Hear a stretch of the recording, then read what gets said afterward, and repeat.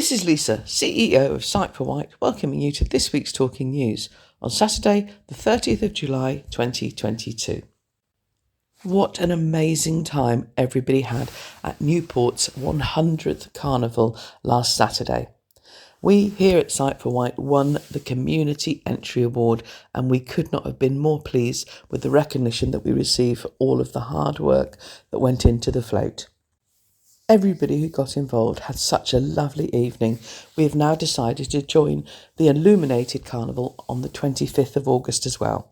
So if anybody would like to get involved with this, please don't hesitate to give the office a call, and Susan's organising it on 522205. As I mentioned last week, we have held back the July newsletter with the printers so that we could add the carnival photos, which we did this week, and the newsletter will now go out on Monday next week to everybody. Not only does it have pictures of the carnival, but it also has lots of pictures of the Jubilee party, which was held last month. As always, if you have anything to contribute to the newsletter, don't hesitate to get in touch with the office and we can include it.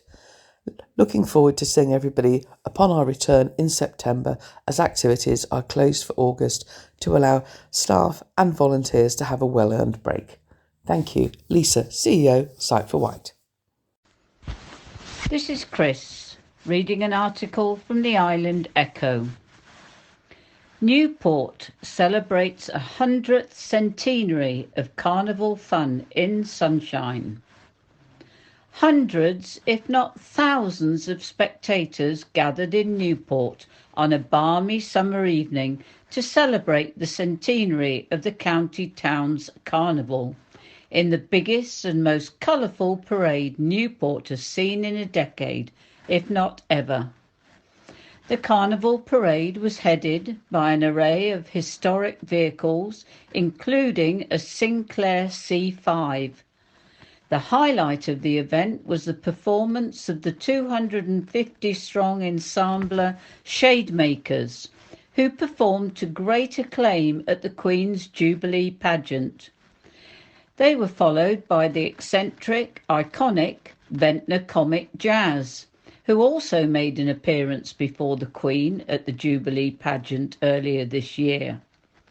The procession began at Church Lytton and finished at Newport Quay, winding its way through South Street, Town Lane, Upper St James's Street, Trafalgar Road, Carisbrooke Road, High Street and Quay Street. And congratulations to the Sight for White entry, which was much appreciated. This is Brian reading an article from the Island Echo. 29-year-old Sandown man arrested over late-night Ventnor stabbing. A 29-year-old man has been arrested by police and is being questioned by detectives 4 days after a stabbing in Ventnor. As first reported by Island Echo, officers were called to a premises on the High Street at around 2300 hours on Saturday, 23rd of July, following reports that a man had been stabbed behind the address. The victim, a man in his 20s, was taken to St Mary's Hospital with superficial stab wounds, believed to be to his stomach and leg. Hampshire Constabulary has confirmed that a 29-year-old man from Sandown has been arrested on suspicion of causing grievous bodily harm with intent. He attended Newport Police Station on Wednesday, where he was arrested by officers investigating Saturday night's incident. He remains in custody at this time. Anyone with information about the incident should contact police on 101, quoting 4422029697. Alternatively, you can contact the independent charity Crime Stoppers 100% anonymously on 0800 555 111. No tax, no insurance, no MOT and 2 illegal tyres. Police seize Megane in Ryde. From the Island Echo, read by Susan. The driver of a Renault Megane that was seized by police in Ryde will soon appear before the courts after being reported for a number of offences. Officers from the newly formed High Harm team spotted the dodgy motor at Tesco's petrol filling station off Brading Road. It was discovered that not only did the driver not hold a valid insurance, but he was also driving otherwise in accordance with his provisional licence.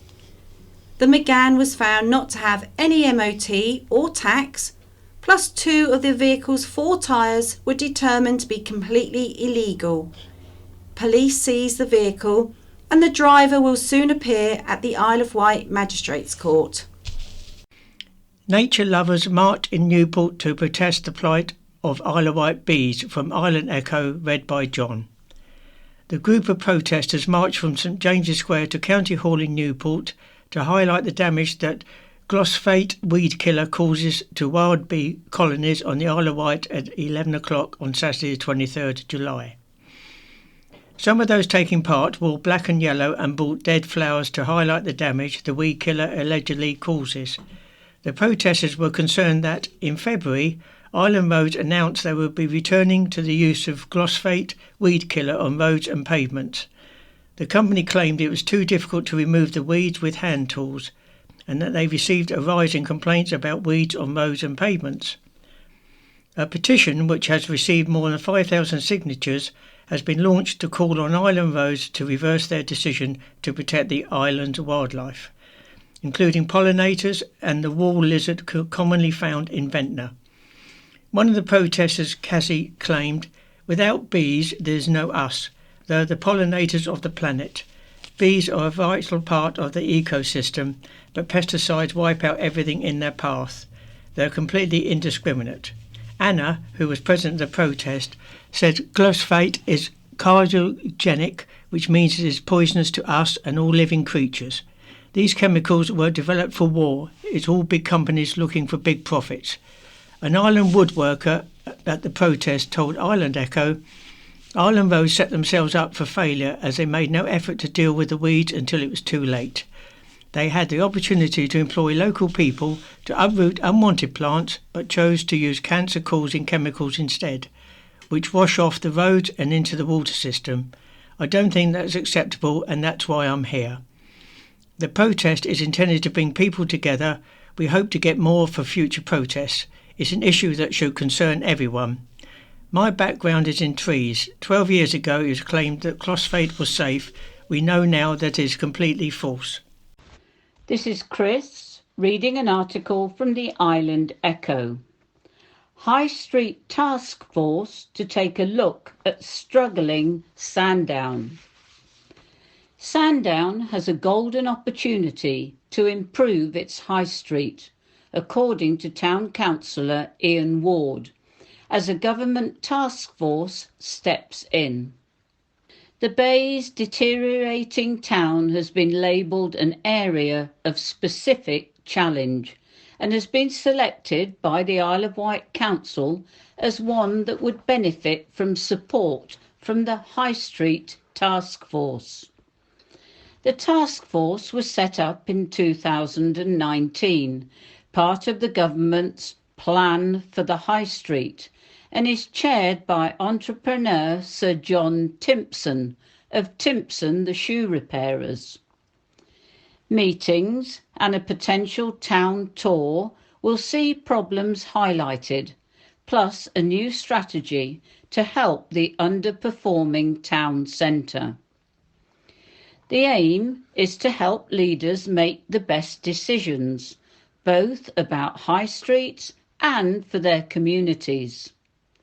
At the moment, there is no guaranteed funding available to allow town councillors to act on recommendations, but it is hoped there could be in the future. At its meeting earlier this week, Sandown Town Council, STC, welcomed the move. Sandown Mayor, Councillor Paddy Lightfoot, said it was opportunistic because the Town Council had wanted to do more but had struggled with funding. Councillor Ward said, when funding becomes available at a later date, the Town Council would have a plan on the shelf it can use. He said, "This is a golden opportunity we would not want to miss. We have professionals looking at our problem, and I am pleased the Isle of Wight Council pushed this in our direction instead of elsewhere. A meeting will take place in the coming weeks between key stakeholders. This is Brian reading an article from the Island Echo. Newtown's historic town hall won't reopen in 2022, confirms National Trust. The National Trust has confirmed that the old town hall at Newtown will not be reopening in 2022, with work underway to save the historic building. Structural issues with the Grade 2 listed building mean it is not safe for staff or visitors to enter, meaning the doors will remain firmly shut to all for the rest of the year. Expert surveyors from the National Trust are working with specialist structural engineers and contractors to make safe the building, with structural monitoring taking place ahead of extensive building repairs. The National Trust say the significant movement of the old town hall is largely attributed to the physical nature of the subsoil. It is most evident, it says, in the northeast corner, where open cracking is visible internally and externally. There have also been some internal ceiling collapses that require attention. A town hall has existed on the site since the 13th century, but the one we see today was mainly built around 1699 from brick and stone, with 18th century alterations made to it. The hall was left to ruin until it was saved in 1933 by the mysterious Ferguson's gang, a group of young women who wore masks and used fake names, whose aim was to preserve examples of traditional England. It is hoped the visitors can be welcomed again in 2023. Double yellow lines put church at risk of closure, says Leyminster. From the Island Echo, read by Susan. A proposal by the Isle of Wight Council to introduce double yellow lines in a quiet part of Binstead could ultimately result in the closure of the village church, it is warned. Leyminster Hilary Spurgeon said that the traffic regulation order for Church Road would have a direct impact and puts the Church of Holy Cross at risk of closure. Speaking to Island Echo, Mrs. Spurgeon said, "It is totally unnecessary and ill thought out. If these proposals go ahead, the impact on our local church will be considerable. This could, in all, eventually be the end of the Holy Cross, a church that have served Binstead and its community since Norman times. It were virtually impossible to hold any large events, and Sunday services would also create a significant problem for many members of the congregation. I understand that these proposals are based on safety considerations. I have worshipped at Holy Cross Church for over 50 years, and I am not aware of any safety issues during that time. Vehicles move freely up and down Church Road with no problems at all. The warning comes ahead of the closure of an important local consultation. Residents of Binstead and wider communities are urged to have their say before Friday the 29th of July. Elsewhere in the village, there is anger over similar proposals. Residents of Newnham Road said that the removal of parking spaces and the introduction of double yellow lines will lead to faster moving traffic. This is Chris reading an article from the Island Echo. 35-year-old suspected drug driver found with metal dumbbell nut in sock. A man found with a bundle of cash and a sock containing a large metal dumbbell nut has been arrested, questioned and bailed over a number of alleged offences, including drug driving. Officers from Hampshire Constabulary's Isle of Wight High Harm team moved in on the 35-year-old on Monday afternoon when they spotted a vehicle of interest on Forest Road, Newport.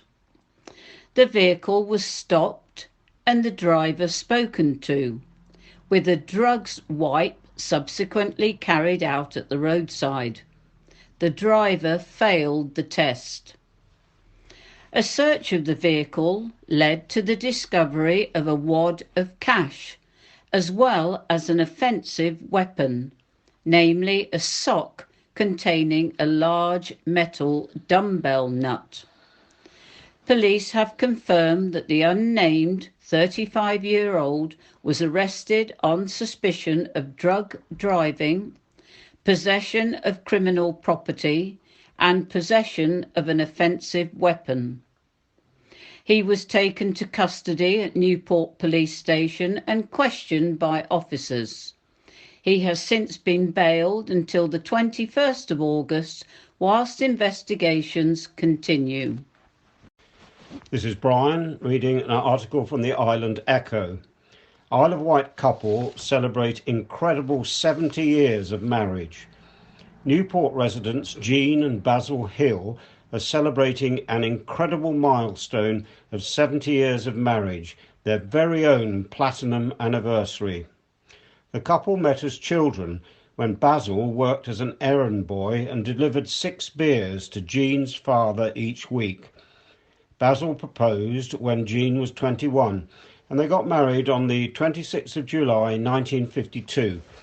They went on to have 2 sons. On the morning of the wedding, Basil went for a walk along the prom at Colwyn Bay.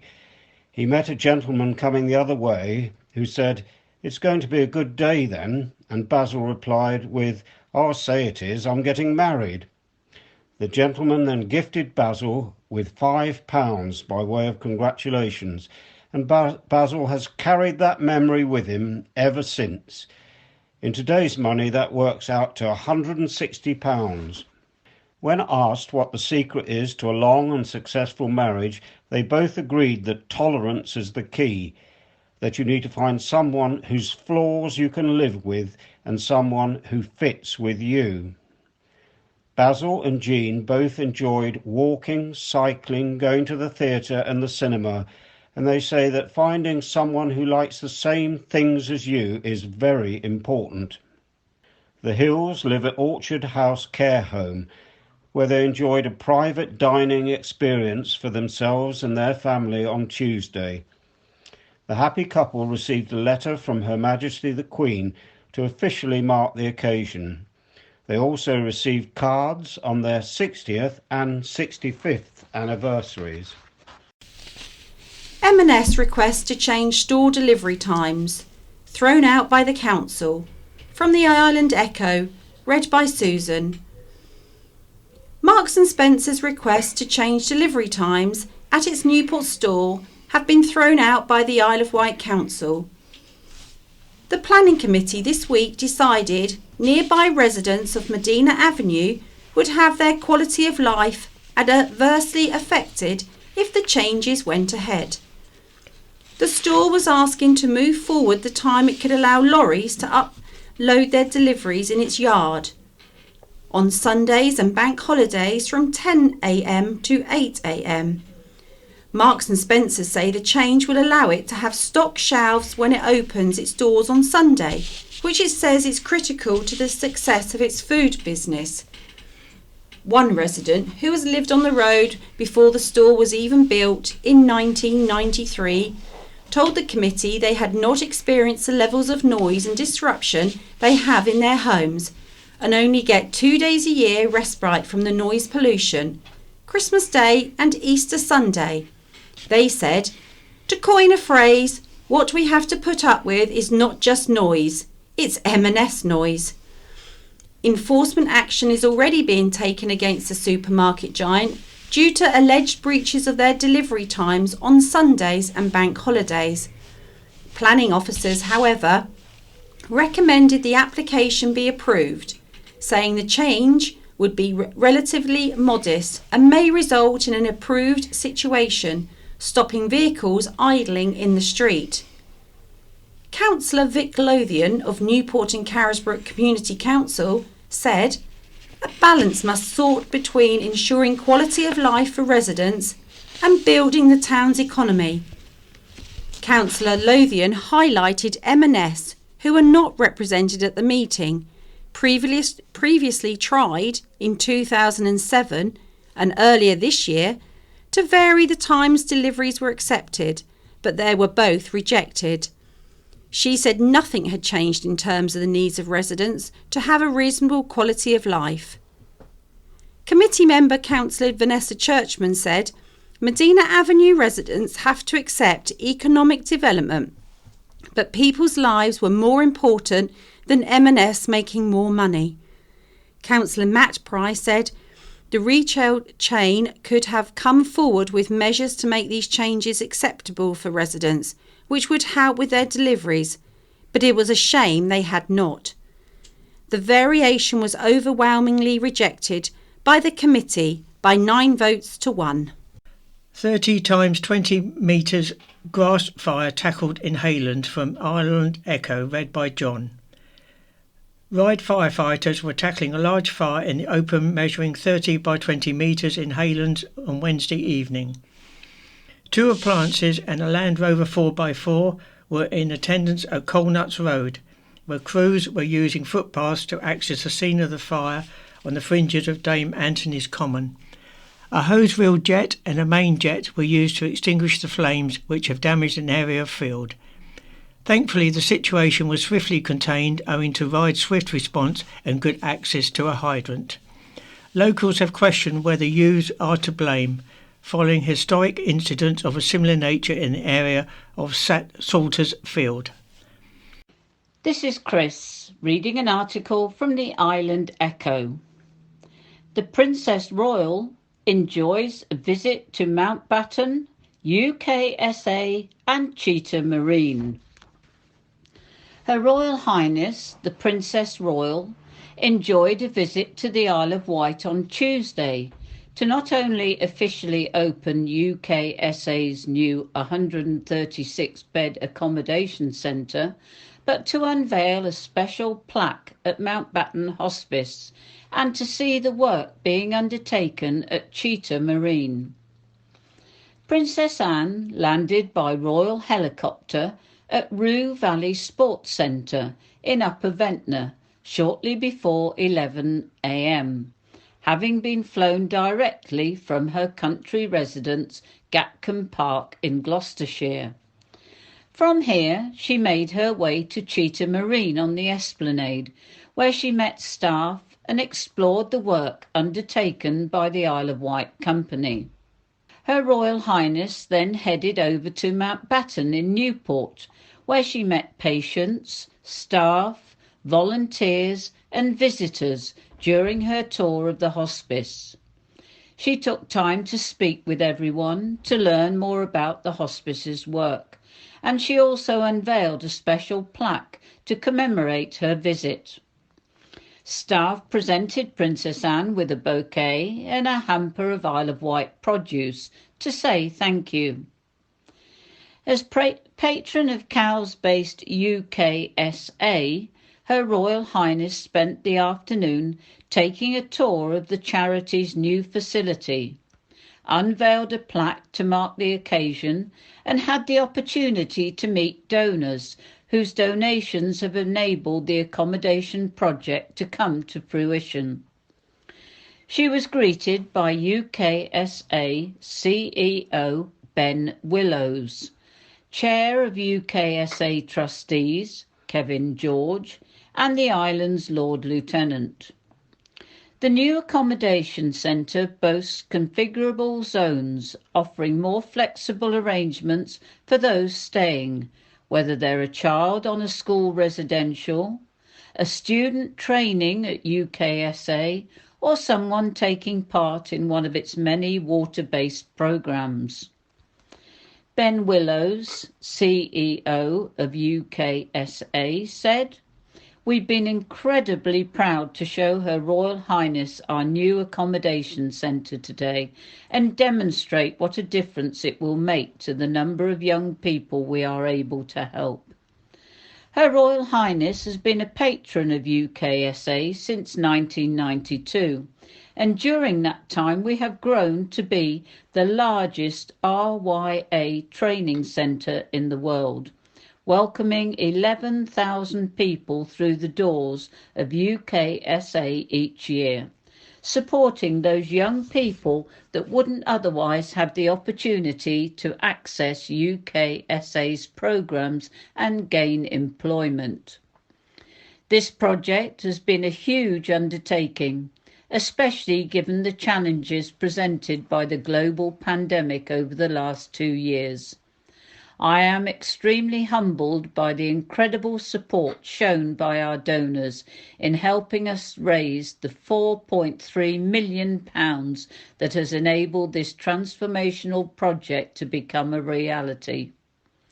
Her Royal Highness helped UKSA launch this campaign in 2018, and it is fantastic she could visit today and see the new facility and also extend her thanks to UKSA's amazing set of supporters. Princess Anne will next be on the island on Saturday the 6th of August. This is Brian reading an article from the Island Echo. Boots completes drone delivery of prescription medication to the Isle of Wight. Boots has become the first community pharmacy in the UK to transport prescription-only medicines by drone, successfully completing a flight between Portsmouth and the Isle of Wight. The flight departed from the British Army's Baker Barracks on Thorney Island near Portsmouth and arrived at St Mary's Hospital in Newport. The medicines were collected by Boots and transported to its pharmacies across the island, where they will be dispensed to patients with prescriptions for them. Boots worked with medical drone startup Apian to facilitate the test flight and is now assessing the future potential for drones in medicines delivery. Richard Corbridge, Chief Information Officer at Boots, said, "Drones have huge potential in the delivery of medicines, and it is incredibly exciting to be the first community pharmacy in the UK to transport them in this way. An island location like the Isle of Wight seemed like a sensible place to start a trial of drones, and their value to the delivery of medicines to more remote locations is very clear. In this trial, we'll be looking at how much time we can save, as well as how we can incorporate drones into our medicine supply chain to create economic efficiencies too. We want to prepare now for the wider use of this technology in the future." Max Coppin, Chief Operating Officer at Apian, said, "Not only can drones deliver medicines to hospitals, but we are particularly excited about our partnership with Boots, as it demonstrates drones can also help bring care closer to communities.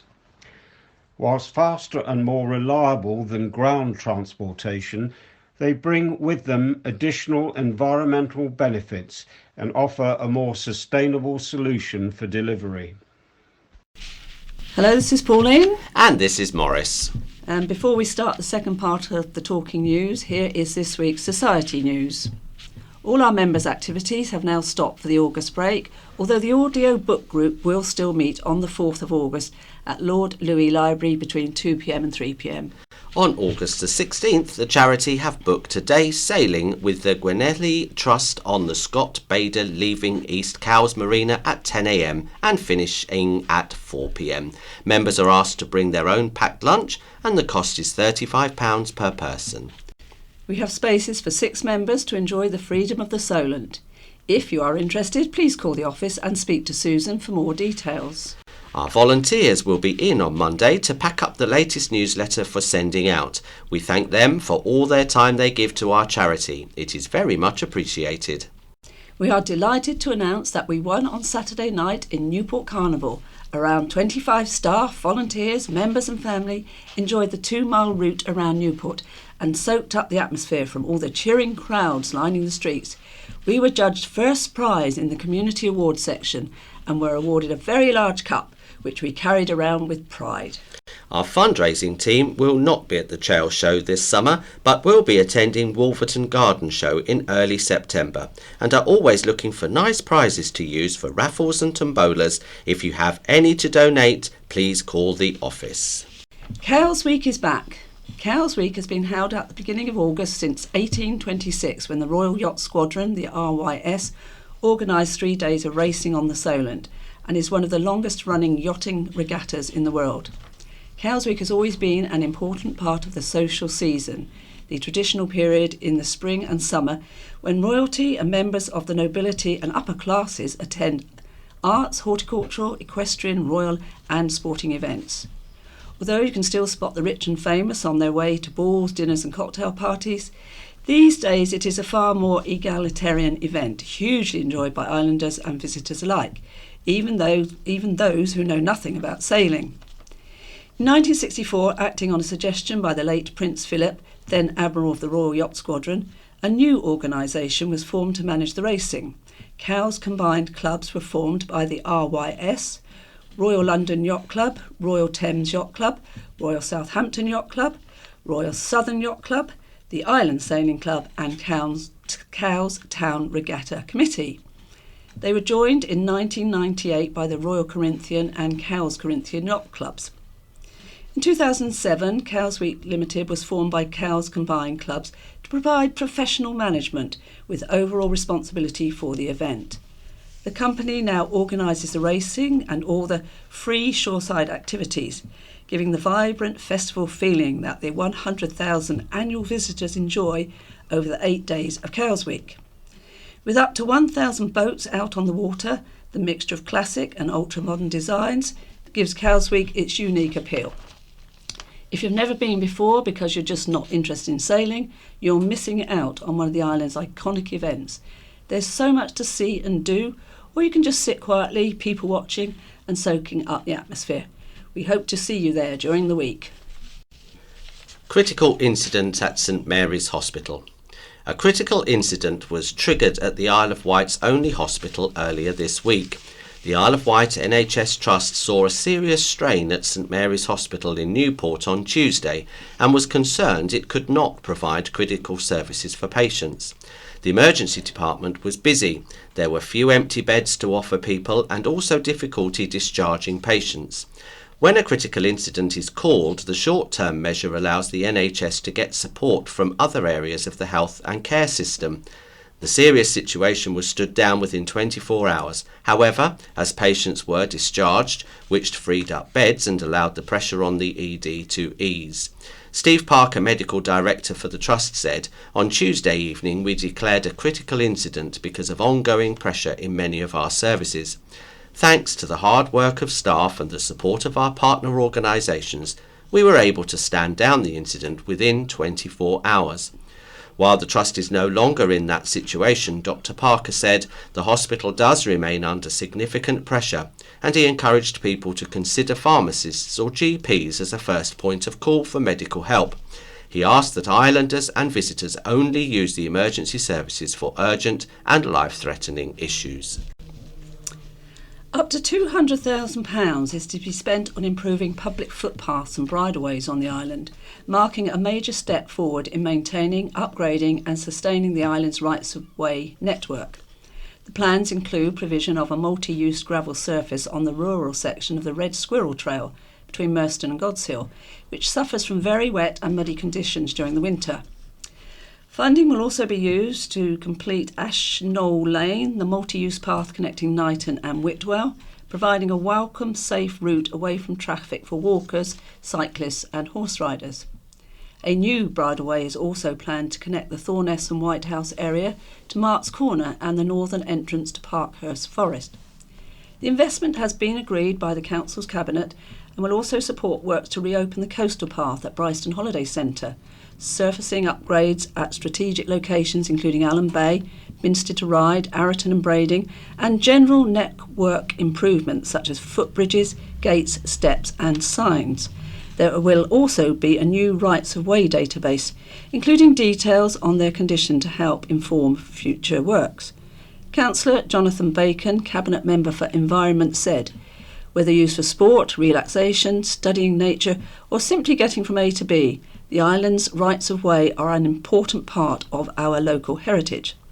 They are an incredibly valuable way of enhancing quality of life for our residents and visitors which come to enjoy the beautiful countryside and biosphere.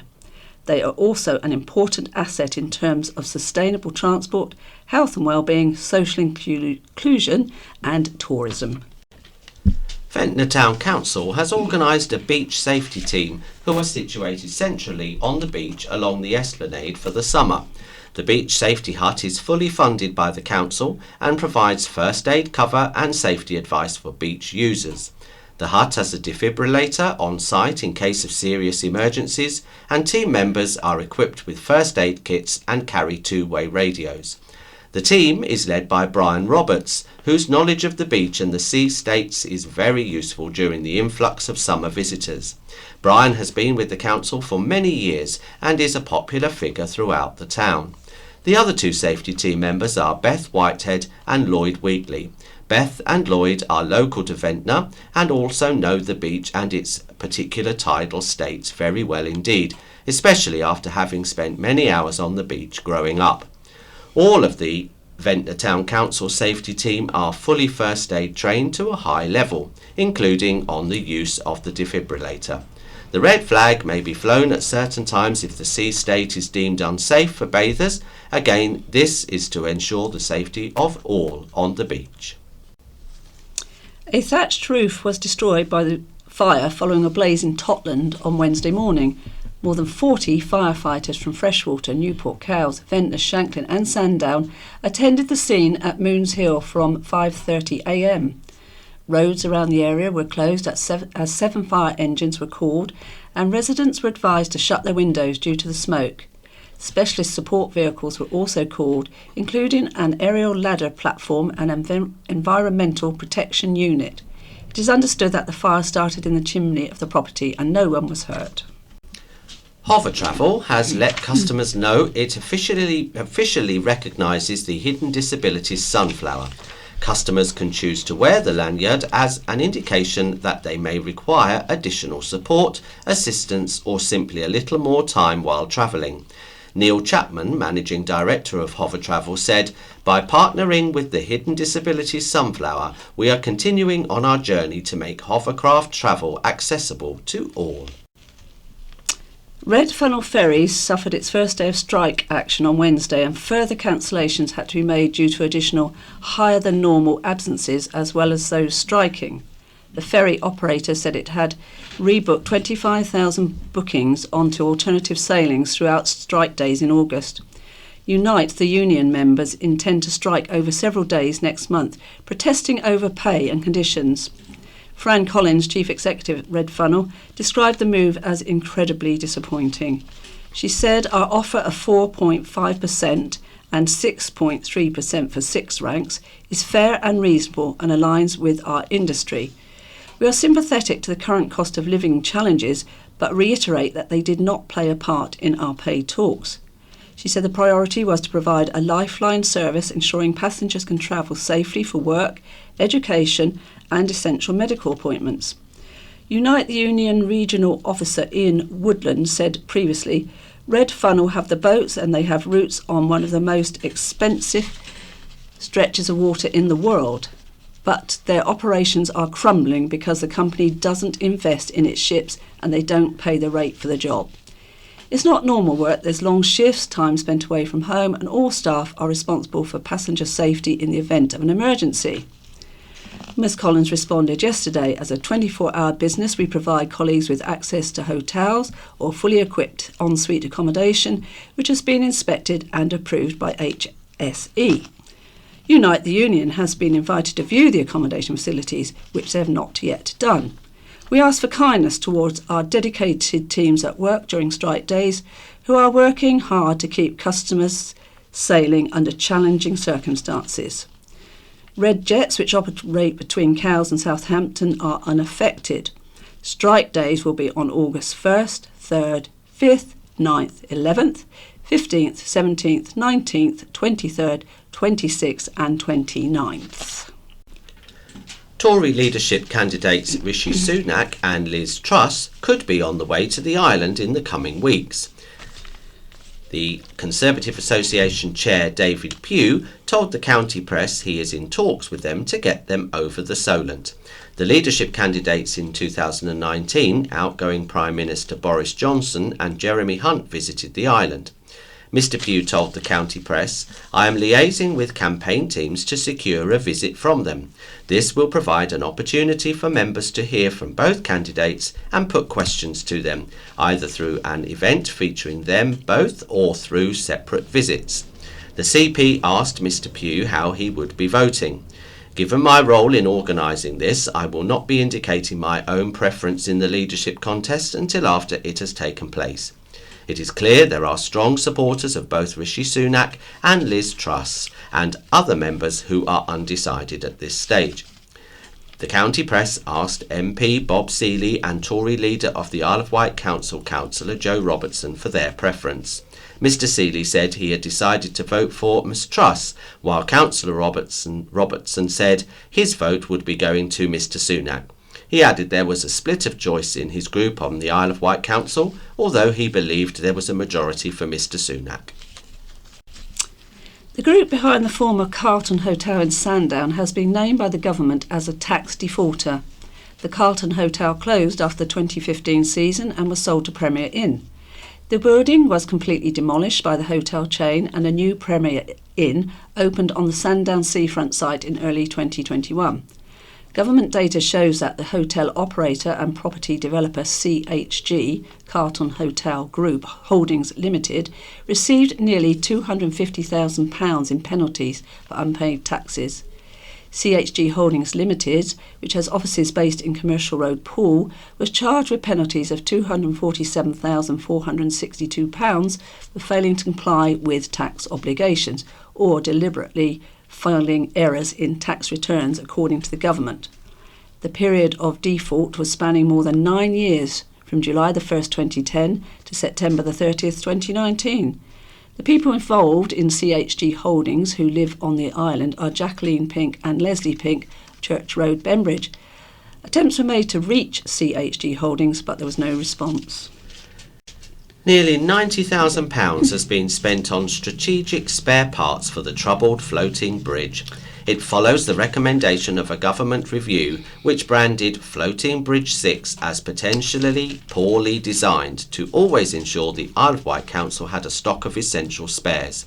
The importance of having spares and their availability was highlighted by the review team for effective future service provision.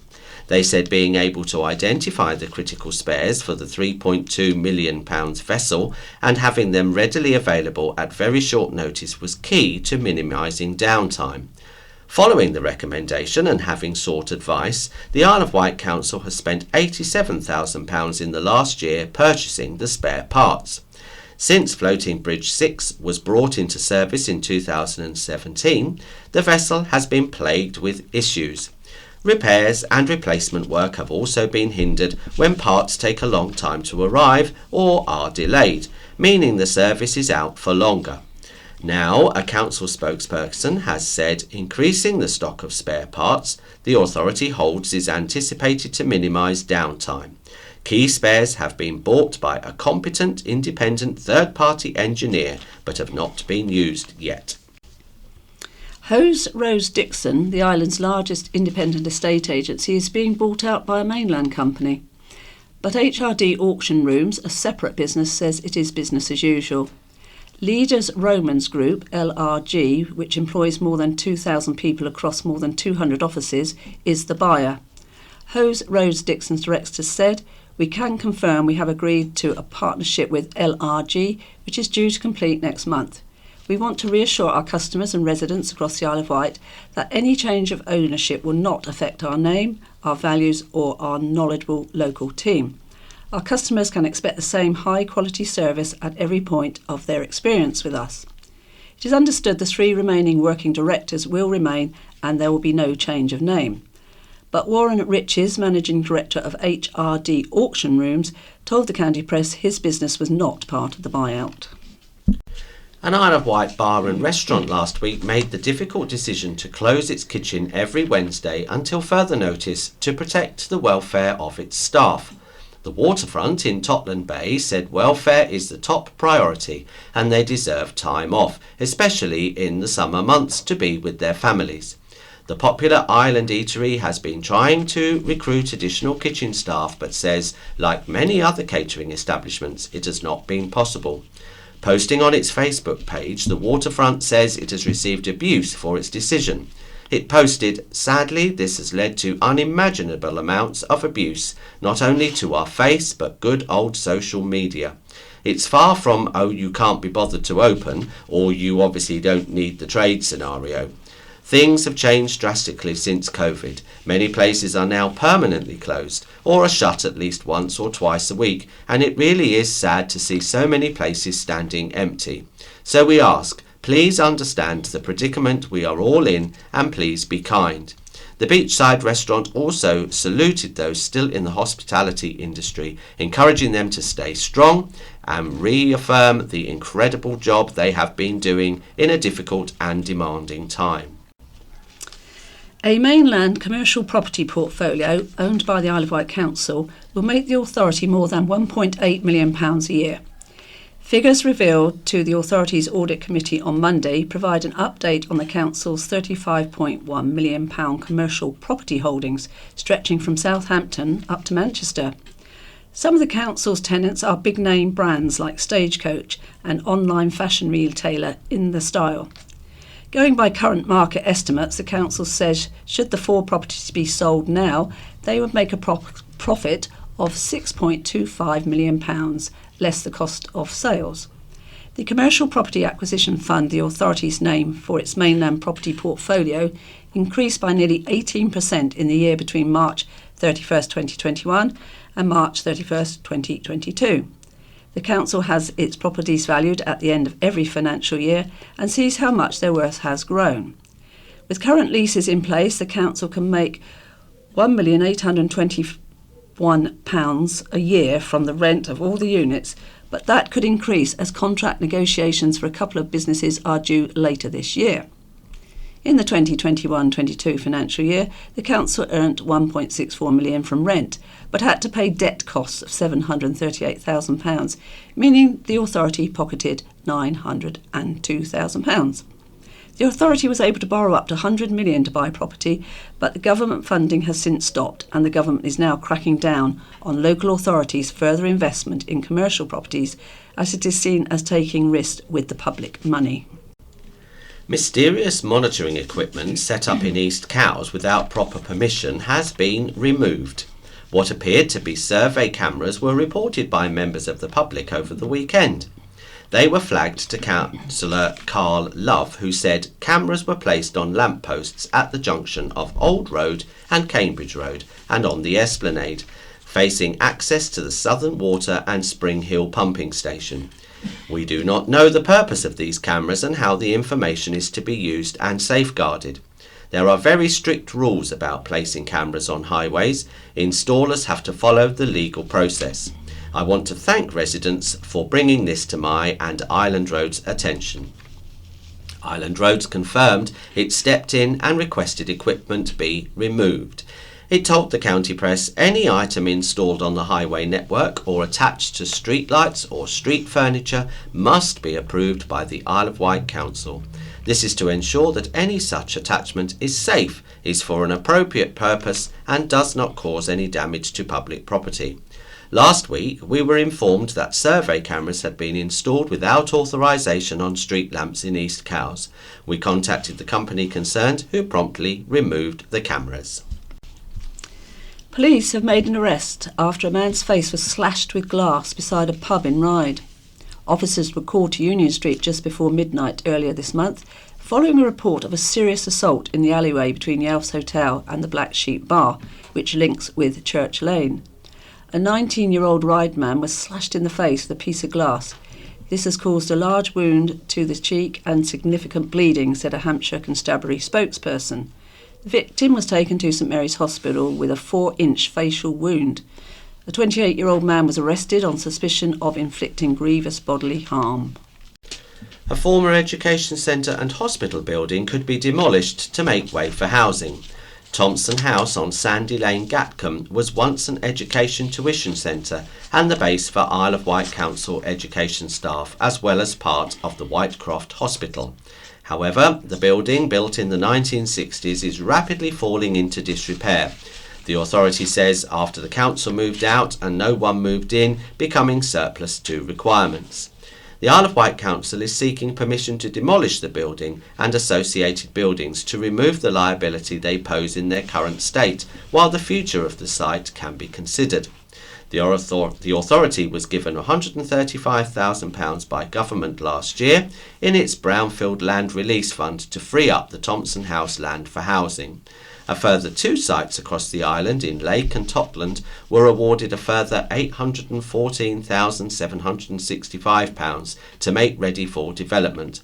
Across the 3 parcels of land, there is a potential to build around 70 houses, but due to tight finances, the authority has been unable to take the projects forward. The sites have recently been marketed by the council as housing opportunities, with offers currently being evaluated. The current premises, the authority says, would require extensive expenditure to repair and modernise. It is thought if the demolition is approved, work would start in September and be finished by December. As well as the removal of asbestos-containing materials, the interiors would be stripped. Following demolition, the council says the ground will be levelled, covered with soil and seeded with grass. Is the dilapidated Grand Hotel in Sandown having a facelift? In recent weeks, work has been done on the windows with plastic sheeting put into new wooden frames in the upper floor windows. New lettering spelling Grand has been fixed above the former hotel entrance, and there is scaffolding erected around the building. However, there is no indication as to what the long-term plan is for the seafront building, a prominent eyesore on Culver Parade. Plans were submitted in January to refurbish and demolish parts of the Grand Hotel, restoring it to its former Art Deco glory. However, these plans were subsequently withdrawn by the developer. Owner Nick Spiker was proposing that the main building's walls were painted and its hotel signs reinstalled. However, there was no indication that the hotel would reopen to the public. A separate plan to demolish outbuildings and build new holiday apartments was also submitted to the Isle of Wight Council. MP Bob Seeley recently criticised the Grand Hotel in Parliament. He is calling for the government to give more powers to councils for compulsory purchases. Dog owners on the island are being warned they will be fined after an upsurge in complaints about conduct on beaches. Amid a growing number of complaints about inconsiderate owners, the Isle of Wight Council is stepping up patrols in hotspot areas as well as continuing to undertake random patrols on beaches. Lee Matthews, Strategic Manager for Recreation and Public Open Spaces, said, "We appreciate most dog owners abide by the regulations set to keep our beaches clean over the busy summer period. However, there is a small minority of people that choose to ignore the signs and continue to use exclusion zones. Residents and visitors are being reminded that between May the 1st and September the 30th, some beaches are off limits or restricted to our four-legged friends. A £100 fixed penalty or a fine of up to £1,000 if prosecuted in court are the consequences." A full list of the beaches and other areas where restrictions are in place can be found at iwight.com. However, there are still plenty of beaches that welcome dogs all year round. A list of these is available on the Visit Isle of Wight website, along with other great ideas on exploring the island with your pooch. Councillor Jonathan Bacon, Cabinet Member for Environment, said, "Our public space protection orders are there to ensure everyone, visitors and residents alike, can enjoy our beaches. It means owners must clear up after their dogs. You can use any public bin and not just dog-specific bins, and keep your dog under control and abide by the restrictions that are in place. The orders are also in place to preserve wildlife areas in our beautiful island biosphere. Most dog owners are responsible people, but we all know of or have seen some owners who don't control their dogs and have no respect for others. The orders make sure we have the powers to deal with the few who don't act responsibly.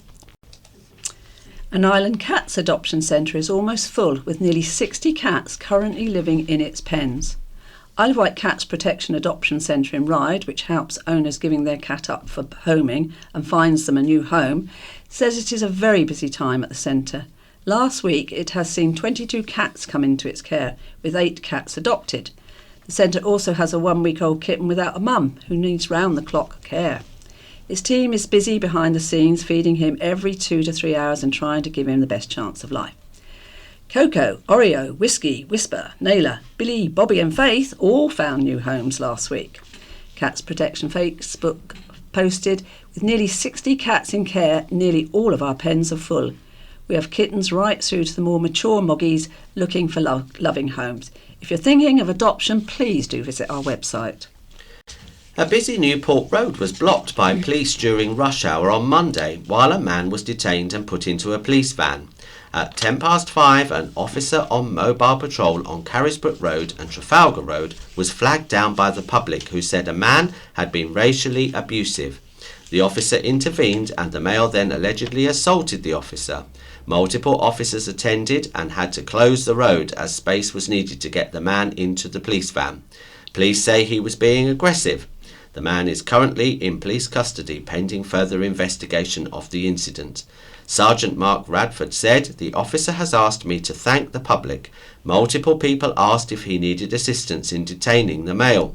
I am grateful for this and the help you offered and gave before reinforcements arrived. Thank you for your patience as we blocked a busy road." Police are appealing for witnesses after a 45-year-old man died following a collision near Yarmouth early on Saturday morning. Officers were called to Ningwood Hill, Boldner, following reports of a single vehicle collision involving a silver Renault LL29 van at 1:40 a.m. The island driver died at the scene and next of kin have been informed and are being supported by specialist officers. A police spokesman said, "We're appealing for anyone who witnessed the collision or anyone who may have seen the vehicle in the air prior to the collision to contact us." Following in the family footsteps is Elena Venier, who has passed out as a firefighter. It was a very proud day for Elena's family, especially for retired firefighter Lee Venier, Elena's dad. Lee served 9 years in the army, following by 26 years as a firefighter on the Isle of Wight. But one of his proudest moments was at Elena's passing out parade. Elena's mum, Katrina, has also served the community in her career, serving as a nurse at St Mary's Hospital for around 23 years. Elena recently completed 18 challenging weeks at East Leigh and is now a whole-time fighter on Blue Watch at Newport Fire Station. Grandmother Carol Venier said, "The family and grandparents are so proud." Elena was part of the next generation of Hampshire and Isle of Wight firefighters who took a weekend off from their training to take on a mountainous challenge. Along with fellow students, she climbed ladders at the Asda Supercentre in Chandler's Ford, Hampshire, to reach 8,848 metres, equivalent to the size of Mount Everest, to raise money for the firefighters' charity. A warning has been issued to the owner of the derelict Parkbury Hotel following a blaze attended by multiple fire crews. Concerns about the security of the site and potential fire hazard has been raised by locals on social media many times since the hotel ceased trading in 2019. It was then owned by Carlorian Group, which collapsed, and the hotel is now owned by liquidators but on the market. The county press asked police what, if any, action had been taken following the fire. Police said they issued a community protection notice warning to the hotel owner on Tuesday. It means the owner will have to secure the site to prevent antisocial behaviour.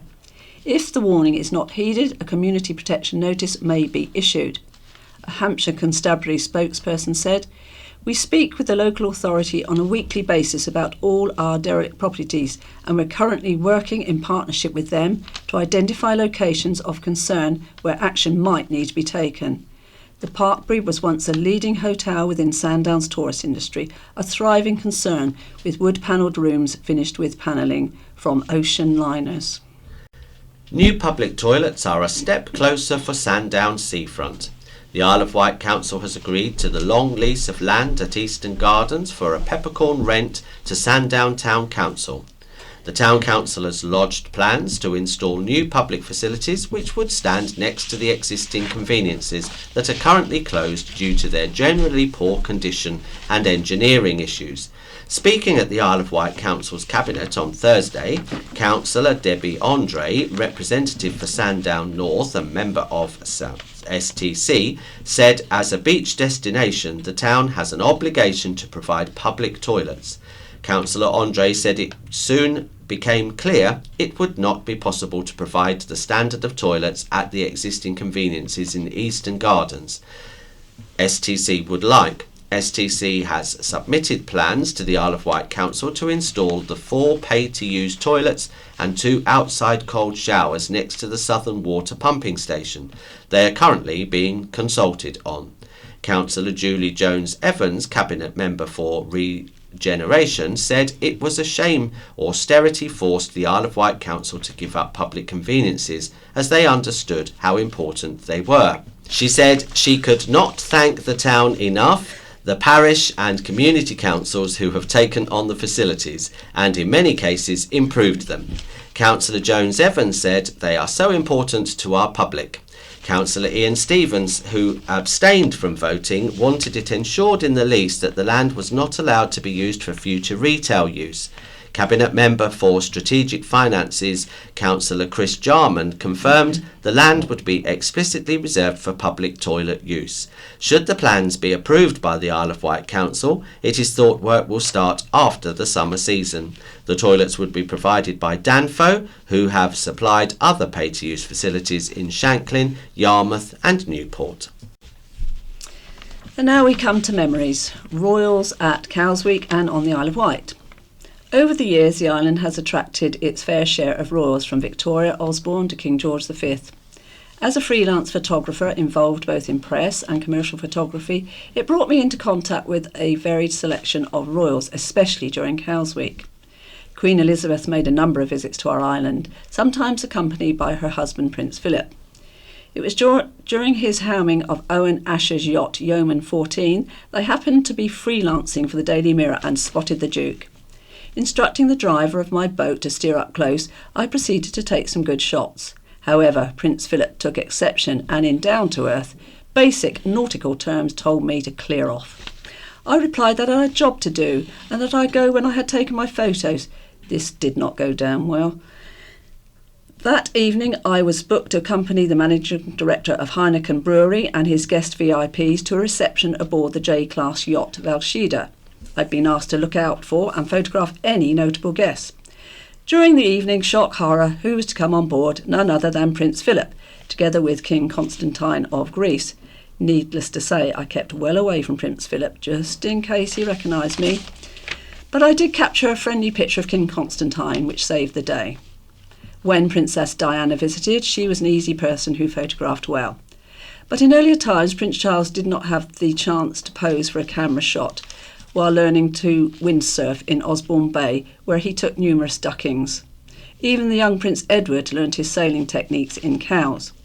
The Queen Mother was one of the royals who would always be ready to pose for the camera. It was not only UK royals who visited either. Prince Harold of Norway, now King Harold, was a keen yachtsman, and during a visit I was commissioned to photograph him. We spent a good deal of time chatting, and before I left he mentioned a buffet reception being held that evening, and why not go along?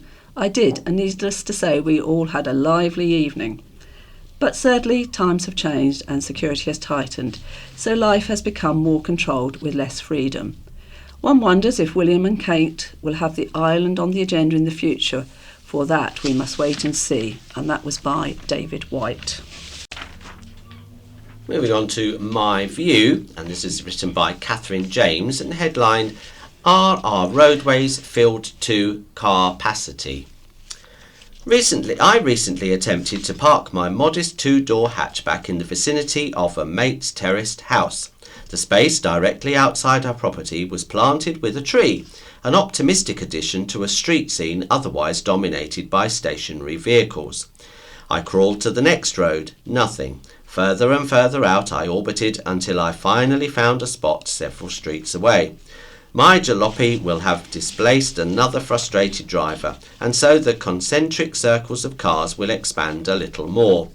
I'm lucky enough to have my own drive, so at home I don't need to rely on Karma to park my car. My father's block of flats has an underground garage, so when visiting him I can leave my vehicle in his subterranean storage. However, his space turns out to be a bit of a misnomer, manoeuvring between tight white lines while avoiding wide structural columns is a delicate operation, and even then I have to climb out of the hatch as my car's side doors cannot be opened without striking a concrete pillar or adjacent automobile. I'm usually extremely deft at parking, so why, I wondered, do I find it tricky in this particular car park? I concluded that it's because its bays were marked out in the 1960s when most cars were smaller. Perversely, despite the well-documented destructive effects of the internal combustion engine and the global necessity for less oil consumption, cars are actually getting bigger. The current fuel crisis is nothing new. Back in the 1970s, petrol rationing was a result of surging oil prices. Compact cars such as the Mini were already popular, but there was a rising demand for smaller and more economical vehicles, and undeniably microcars take up less room. Most 20th century domestic garages can't accommodate many modern family saloons, let alone those monstrous sports utility vehicles. I'm sure we all have a tale of poodling down a single-track lane on the island, only to be forced into a verge to give clearance to a driver whose car is so huge that its wing mirrors can clip both near and offside hedgerows simultaneously. These capacious gas guzzlers generate more environmental impact in both manufacture and use than smaller motors. There is a perception that larger cars are safer, but that reassurance is mostly for the benefit of driver and passengers. The truck's greater mass increases braking distances and reduces visibility.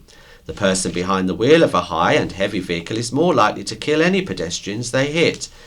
Which brings us back to the displacement we all experience in narrow streets. Bigger vehicles take up significant room, so we have fewer cars occupying what could be space for many, making precious on-road parking even more at a premium. So next time you grumble in ever-increasing circles trying to find a spot for your SUV or bemoaning the lack of consideration of other drivers in narrow roads, perhaps you might pause to think whose car is actually the problem here. Steps taken to help with cost of living crisis. This is by our MP, Bob Seeley. One of the biggest issues facing Britain and British families is the cost of living crisis. We're having a hot summer, so the heating is off, but come autumn, energy demand will shoot up as we heat our homes for winter. The energy crisis has been largely caused by the Ukraine war and an inflation crisis largely caused by the recovery from COVID. Both are squeezing household budgets. It is also putting up costs for island businesses too. I'm focused on what can be and is being done about it. We've already introduced a number of measures to help families and to ease the burden of higher bills. The government is spending over £35 billion to help. Here's what is happening. First, island households in council tax bands A to D are eligible for a £150 council tax rebate. This is being distributed by the Isle of Wight Council with no requirement to pay it back. Second, the Energy Bill Support Scheme means later this year every household would also get £400 off their electricity bill with no requirement to pay it back. There is also a discretionary energy rebate scheme for some households falling outside of those council tax bands. Please check to see if you are eligible. Households also benefit from a £200 loan through the Energy Bill Support Scheme, which will automatically be applied by energy providers to all domestic electricity bills this autumn. Fourth, around 18,300 island families will be eligible for a means-tested £650 cost of living payment. Those eligible are receiving an initial payment of £326 directly between July 14th and 31st, with a further £324 payment in the autumn. Fifth, around 17,300 of islanders will be eligible for £150 disability cost of living payment this autumn. There are other benefits and support packages available, including the winter fuel payments for pensioners and the Household Support Fund to help low-income households with food and energy bills. Now we're going on to What's On. And this is Summer Barbecues. Bridlesford Lodge Farm's popular summer barbecue nights return on August the 13th, the 20th and the 27th. Relax under the pergola or in the patio, or even on the patio, enjoying a local ale, a cheeky Bluebells cocktail or a delicious elderflower non-alcoholic punch. All you can eat for £22.50 for adults or £11 for children, including a dessert. Bookings only, so you need to call 882 885 or email jules@bridlesford.co.uk. And the circus is in town. J. Miller's Circus Into the 20s is now at Wootton on the circus field. It's now open until Tuesday the 30th of August. Daily 3 p.m. and 7 p.m. Saturday nights only 7:30 p.m. Sundays 2 p.m. and 5 p.m. Massive free car park. Booking strongly advised. Wolverton Manor Garden Fair on Saturday the 4th and Sunday the 5th of September. Shanklin Theatre, let's see what's on. Every Thursday until the 20th of October at 8:15 p.m. Beyond the West End. Friday the 5th of August 7:30 Carpenter's Gold. Saturday the 6th of August 7:30 Footsteps Dance Studio present Lights, Camera, Action. Friday 12th of August 7:30 p.m. Bee Gees Jive Talkin'. Sunday 14th of August 7:30 Fleetwood Back. Sunday 21st of August 7:30 Ultimate Cliff Richard. Top tips for gardening. Look out for clematis wilt. Symptoms include wilting leaves and black discoloration of the leaves and stems.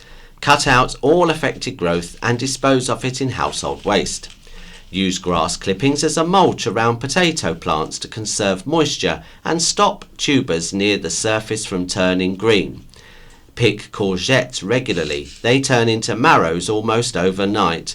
Now is a time of glut, but regular picking encourages more fruit later on. Encourage more marrows by harvesting regularly. Marrows that form now and into August should reach a good size by autumn. Let their skins harden in the sun before cutting them in September or October. They can then be stored into winter. Pick, dry and freeze herbs for use later in the year. Harvest garlic when the tops start to yellow and bend over. Pick runner beans regularly to prevent them becoming disappointingly stringy. Leaving mature pods will reduce further flowers forming. And now we have two different experiences of the NHS. And this is Hans Bromwich of Cowes. Dear Editor, I guess for many it's thankfully a rarity to have to call for an ambulance. I had to last week for an elderly member of the public who had sustained a bad fall in the high street, who was on blood thinners and was bleeding. The whole experience shocked me. I'd always assumed when you dialed 999 you were immediately put through to the service you request. The operator asked what service I required. I replied ambulance. The operator then tried to connect me, but no one answered the telephone. The operator actually told me to wait and not hang up and that they were trying to connect me. After about a minute they said they would try a different number. To cut a long story short, they had to try 5 different numbers, with around 5 minutes passing before I was eventually connected. Suffice to say, those around me who witnessed the delay were as staggered as I was. The incident was categorised as urgent and I was told an ambulance would be dispatched on blue lights 30 minutes later. With no sign of any ambulance, the patient's condition changed. They became cold and clammy to the touch. Concerned they were going to shock, I redialed 999 and was faced with exactly the same situation. This time the operator had to try 3 different numbers before I got through to the ambulance service. I'm wondering if my experience is unusual, or is the delay answering 999 ambulance calls now custom and practice for a service that is stretched to breaking point? I guess when it comes to recording ambulance response times, the clock only starts ticking when the ambulance call answers the call. Perhaps it ought to start when 999 operators which ask which service you require, if a more honest picture of response times is to be logged. And the other view is from Name Address Supplied. Dear Editor, hearing various media stories about the problems of A&E, I was anticipating a very long wait at St Mary's last Saturday morning. I'd suddenly discovered a large abdominal lump that was not there the day before and was concerned enough to go to A&E. Why do these things always happen at weekends? The department was busy with a steady stream of people seeking help. However, the atmosphere was very calm and the staff both very welcoming and efficient. While waiting, I was, to my surprise, offered a coffee and biscuits before being seen medically after about 30 minutes.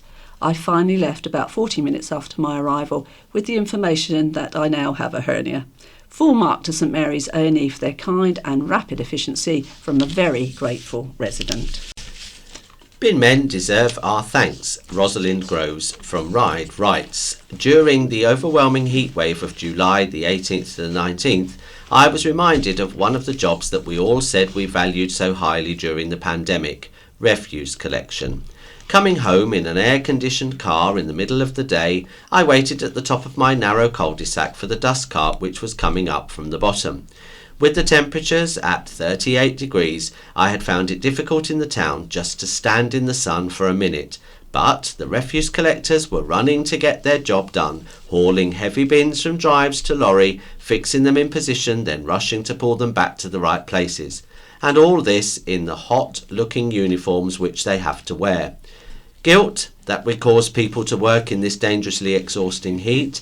Gratitude that these people are willing to do it. And for what? £9.50 an hour is the average pay, I believe. How many hours of this labour would it take just to pay the weekly food bill for a family? If they had chosen to strike recently, we would all suffer the consequences. Working from the comfort of our homes during lockdown, we claimed to recognise the importance of poorly paid workers such as refuse collectors and carers and to resolve that their jobs would be re-evaluated by society. Where have these thoughts and resolutions gone? Happy days are here again, says Vix Lothian, Newport Carnival Committee member. Carnival season is back and began with an almighty roar in Newport last Saturday evening. A truly glorious sight as islanders from charities and community groups joined musicians, dancers and enthusiastic individuals to parade along the streets in Newport for nearly 2 hours. 100 years of Newport Carnival is quite an achievement worth celebrating. My neighbour of a certain age enthused that it was just like the carnivals when I was a little girl. In some places the crowds were 6 deep as people took the opportunity to enjoy a wonderful event which was put on with no charge. As the focus moves to Sandown Carnival this weekend, followed by Shanklin, Ventnor and many more, it's worth a reminder that our carnivals are organised by volunteers and committee members. They cost a lot of time, effort and money to put on. If you're able to put a donation in their buckets to ensure that they will be back in 2023, please do so. We need to look forward to even more positive, happy days in the future, right now. Smoked kipper smell spoils summer days, and the name and address was supplied but withheld. Smoked kipper, this is the national dish of the Isle of Wight, or it feels like it. Over the summer months, almost on a daily basis, someone has been burning rubbish in the Shanklin area. Not any rubbish, you know, those ones containing plastic that smell for hours. I guess I'm getting old, but do you remember those days when your clothing could enjoy a few hours of sunshine to dry and smell fresh, or people could have their windows open for some sea air, including those with a medical condition which require plenty of fresh air? No, I think those days are long gone. The island has changed to make way for people with a selfish attitude. They only care about themselves and will not think for a few minutes about the impact of their action or who it may affect. After all, their rubbish has gone up in flames. No need to go to recycling facilities. Too much work, I guess. For hours we have to endure the burning of their rubbish coupled with horrendous smell and left with no recourse to address the issue because it is not illegal to burn plastic or to do so several days in a row. This, of course, is including of the hottest days of the year and including night time when you have got to keep your windows closed because of, yes, you have guessed right, the lingering smell catching your throat. Politicians are not interested about the impact of small fire on the population or tourists. They are more worried about their own political future. A question of priority, I guess. Should we write to him? Dear Bob, about that smoked kipper issue. I guess I must be alone thinking that way. And it's goodbye from Pauline. And it's goodbye from Morris. COVID and sight loss, retinitis pigmentosa research. Previously on In Touch, Dr. Peter Hampson, Clinical Director of the Association of Optometrists, warned of a possible link between COVID-19 and sight loss. We talked to criminal lawyer Paul Bacon and former Children's Laureate Michael Rosen about their personal experience of this. We also get an update from Dr. Hampson on what the latest data tells us. Retinitis pigmentosa is the most common inherited eye condition, affecting around 1 in 4,000 people in the UK. Currently, there is no known cure or effective treatments that can stop its progression. Do the latest scientific advances give those affected grounds for optimism, or would that be misplaced? The charity Fight for Sight is funding research to try and uncover new treatment strategies. We talked to their CEO, Keith Valentine, and researcher Mike Cheetham to get their thoughts. BBC Sounds. Music, radio, podcasts. Good evening. Tonight, could COVID be masking eye damage with other more obvious symptoms? In a moment, we're going to be talking to two patients who think this may have happened to them and seeking some professional answers, and hopes that newly funded research could eventually restore some vision for people with retinitis pigmentosa who previous techniques haven't so far been able to help. Is it time, perhaps, to allow people to be more hopeful? What I am seeing now in the science overall are incredible advances, things that might not point us to a specific moment in time in the next 10 years where that's it solved, but where you can see the groundwork being made. Keith Valentine, Chief Executive of Fight for Sight. More from him later. But first, almost a year ago, a senior optometrist warned on this programme that some eye problems could have been caused or aggravated by COVID, but missed or underestimated because of other clinical problems. But he said we still needed more evidence. Well, today we're joined by two people who feel this could be the case for them. First, let's hear from Paul Bacon. He's a criminal lawyer. Paul, you did already have some vision problems before COVID. Just tell me about your situation just before COVID struck. Yes, I had retinitis pigmentosa, which I've had from my 30s. The peripheral vision goes and gradually works its way across your eyes till it all goes. And it had got fairly tight when I had COVID. And I had COVID for about 2 weeks, very ill, but not in hospital, but really ill. And then when I was able to go outside again and start walking my dog, I realised I couldn't see the road. I could see the treetops, but not the road. And it was like a fence had been built halfway up my eye. I obviously realised there was a problem, and it's straight after COVID. And I contacted my optician. They sent me to the hospital. The hospital then arranged all sorts of tests, and the eye then went altogether. So I have no vision at all now in my right eye. What response have you had when you've suggested that your sight is worse as a result of COVID? Negative. I think everybody I've spoken to dismisses it as a possibility. But I think the coincidence is extraordinary. I had my retinitis pigmentosa problems, but no other significant problems in my right eye. It was no different to my left eye. And then straight after COVID, it suddenly deteriorated dramatically. As you say, the sight in one eye has gone altogether. What about the other one? What state of vision have you got at the moment? Very little. If you think of looking through a hole in a polo mint, that's about the vision I've got, probably 2%. But fortunately for me, it is clear, so I can still read and I can still write. So that's a help. But obviously, walking about, bumping into things is common. And I have a white cane to let other people know that I have a visual problem.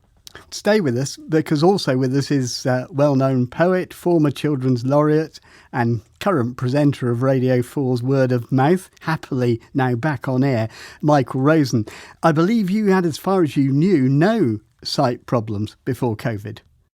That's right, Peter, yes. And then when I woke up after 40 days in a coma, I kept complaining about the fact that my left eye was blurred, that I couldn't see properly, and everyone was completely puzzled at the time, but they weren't making a connection between the fact that I had what are called microbleeds, tiny little aneurysms in my brain, which appeared to have knocked out both my optic nerve of my left eye and my left auditory nerve, my hearing, in other words.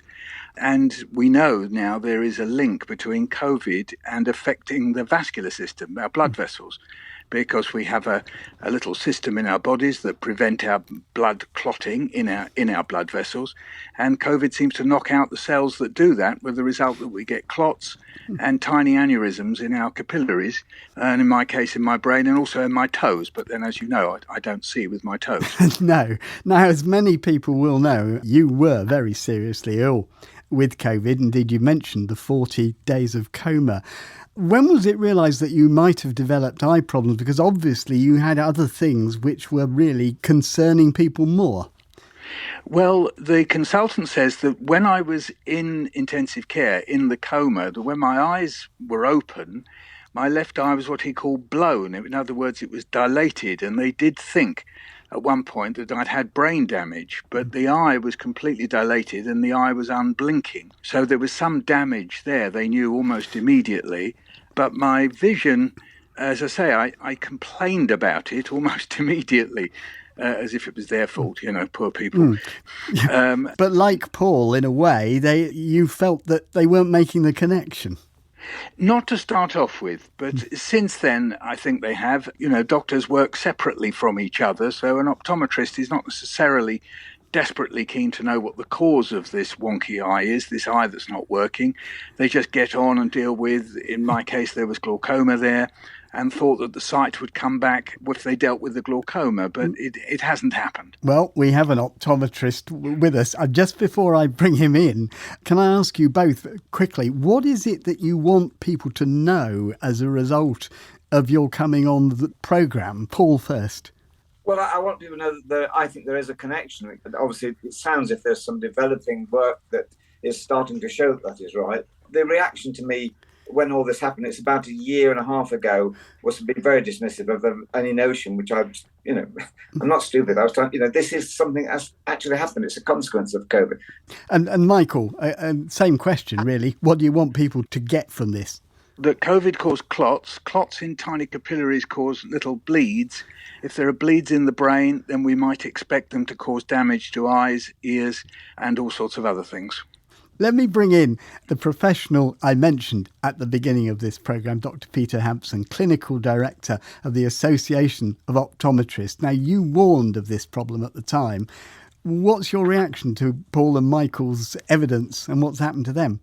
I think the first thing is that what we've heard is entirely consistent with what we thought might happen. So, as Michael's quite rightly said, COVID causes inflammation of blood vessels. It can cause blood clots.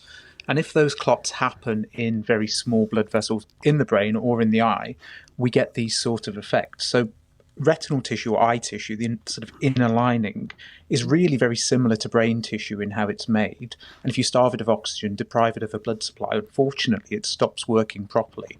And that really fits with these issues that we're hearing described here. At the time, you said the evidence wasn't yet complete enough to give definite answers to this connection with eye disease and how common it was. Are we any nearer to knowing all that now? We're a little nearer. I still think the evidence is quite patchy, but there are some studies now, quite big sort of cohort studies, into the impact of sort of retinal vascular changes, occlusions, so blocked blood vessels in the eye in COVID and post-COVID infection. And although science hasn't got to the point when you can say it's absolutely linked, it's starting to look pretty firm that there may be quite a clear causative effect from it. And how will that help if we know all that? I mean, can we stop it? Well, stopping it might be difficult because we've got to treat the underlying inflammation in the first place. The treatments will help. What we can do with some of these conditions, though, is pick them up quicker. It depends on which bit of the eye is affected, but if something's been shortly after COVID and there's some inflammation or there's a blocked blood vessel, the quicker we get that looked at, the quicker we start trying to put some treatments in place, the more chance we've got of fixing it. But as I say, because it's a bit like brain tissue, if it's been deprived of oxygen for a while, dependent upon when it's picked up, it can be very problematic and very difficult to fix afterward. COVID is still common, of course, but cases seem on the whole less severe. Do we know if this lessening severity as a result of vaccination and various other elements of treatment is having an effect on the connection with eye disease or the severity of eye disease? Not yet. The problem has been that all along we've had this lag with the data. So we're getting data now and following up cases from the early cases of COVID. But as the later cases have come through, and as you quite rightly say, hopefully less severe, we haven't got to the point where that data has fully been processed yet. Again, it will come back to some extent if there are pre-existing problems, and those who are most at risk of severe COVID are also going to be more at risk with sort of vascular conditions and blood clotting conditions. But the message presumably is if you've got something that seems different, do say so, make a fuss. Absolutely. Go to your optometrist as your first port of call. To explain what the problem is. When you book the appointment as well, explain that it's not just a normal sight test, that you've got a problem. That will really help them to make space in the diary, book an appropriate appointment so they've got time for investigations, or they're already sort of pre-thinking about what they might need to do rather than just turning up expecting a normal sight test and then maybe struggling for time to do all the bits and bobs that they need. So it's really important when booking an appointment to say, I've got this problem, so they can really plan how they're going to look after you in advance properly. Paul and Michael, you've both been listening to Peter Hampson there. Any comments you'd like to make? If I could just come in there, Peter, yes. I was very early on in the pandemic in March 2020, and they were only just discovering this matter of clotting and these tiny aneurysms, these little burst capillaries and so on. And of course, there was a little bit of a delay in giving us blood thinners, the things like warfarin and apixaban. But of course, now they're doing that. So that may well help avoid the kinds of results on eye disease that you're talking about today. Well, thank you all for joining us. Peter Hampson, Paul Bacon and Michael Rosen. And we'd like your reactions, please. Well, after some very concerning news, we do have some potentially good news for one group of visually impaired people, although the usual no false hopes warning applies, which we always try to apply on In Touch. It's been known for some time that gene therapy, the overriding of faulty genes with correct genes, could be effective in treating the condition retinitis pigmentosa, the one that Paul had, in fact. It's the commonest cause of inherited eye disease in the UK. And now the charity Fight for Sight says it's supporting this work in the hopes that it can identify groups for whom this kind of treatment has so far been ineffective. Well, Keith Valentine is Chief Executive of Fight for Sight. Now, you've got retinitis pigmentosa yourself, Keith. Can you just explain exactly what your organisation's involvement in this research is going to mean and why you've chosen it? So Fight for Sight is the leading national charity funding scientific research. We've got about 118 grants out at the moment, with about £8 million worth of portfolio investment, and we've put somewhere in the region of 660,000 over 3 projects into Mike Cheatman and colleagues' areas work to look at gene editing. You said there before, as you were introducing me, Peter, about false hope. I'm leaning towards informed optimism as an alternative for that. I know myself, as my daughter got diagnosed last year, and RP's in every generation of my family, and then I've obviously been, like many other people with the disease, looking for a step forward to preserve sight and potentially regenerate sight. What I am seeing now in the science overall are incredible advances, things that might not point us to a specific moment in time in the next 10 years where that's it solved, but where you can see the groundwork being made for those leap forwards and those kinds of discoveries. Well, let me bring in one of the scientists. Mike Cheatman is one of the researchers on this project at University College London. I mean, tell us about the work that's going on now and what stage you're at, because you have already had some success, haven't you, with restoring some vision using genetic techniques. Yes, Peter, there's a range of sort of different gene-directed therapies. Now, in the case of RP and inherited retinal disease, it's the gene-based problems. So you need to know the causative gene and what type of changes in that gene are causing the disease. And then you can think about therapies. Now, it's a very exciting time in the research area. You know, we've seen one approved gene therapy, Luxturna for RP65, Leber congenital amaurosis, and there's many other trials underway using gene-directed therapies, either gene augmentation, like the Luxturna, or antisense oligonucleotides that I've been involved with, or gene editing technologies, which are now also in clinical trial. Some of this is very technical for people. I'd like to hear your comments on what Keith said, making this point, because we warn about false hope, and Keith said he thought we were entitled to move towards informed optimism. Do you think that's true? I think it is. You always need some caution, you know, in that some very promising things in preclinical work don't always translate to clinical benefit. There's some challenges around how we design the clinical trials, but I think the fact there's so many underway is definitely grounds for optimism. And you have actually, in some cases, or one in particular, restored sight. I mean, can you put that in context? How much sight? People aren't going from little sight to full sight, are they? No, I mean, I've been involved in a clinical trial in the design of that and the preclinical data, which is one of these trials based on an antisense oligonucleotide therapy. So this is a small little patch of RNA which sticks over a faulty bit and corrects it. And that actually in the phase 1-2 clinical trials, so the early stage trials in clinic, some of the patients there were actually getting quite a lot of vision back. One individual was what we call a super responder. He went from the perception of light to being able to see signs and read some large letters on those signs. And it's a really striking case. And this has shown a very durable improvement in some other patients. Now, this is a very small trial of only 11 patients in total. And the larger trial, the phase 3 trial, has had some more disappointing results. And we're now trying to unpick that as to why it didn't work as well in the larger trial as it did in the smaller trial.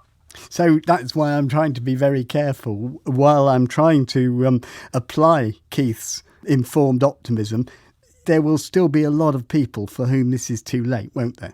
There will. A lot of these gene-directed therapies are essentially preventative or restorative. You have to have the light-sensitive cells have to be present still, even if they're not working properly, for you to be able to reactivate them and restore vision or protect vision so it doesn't decline further.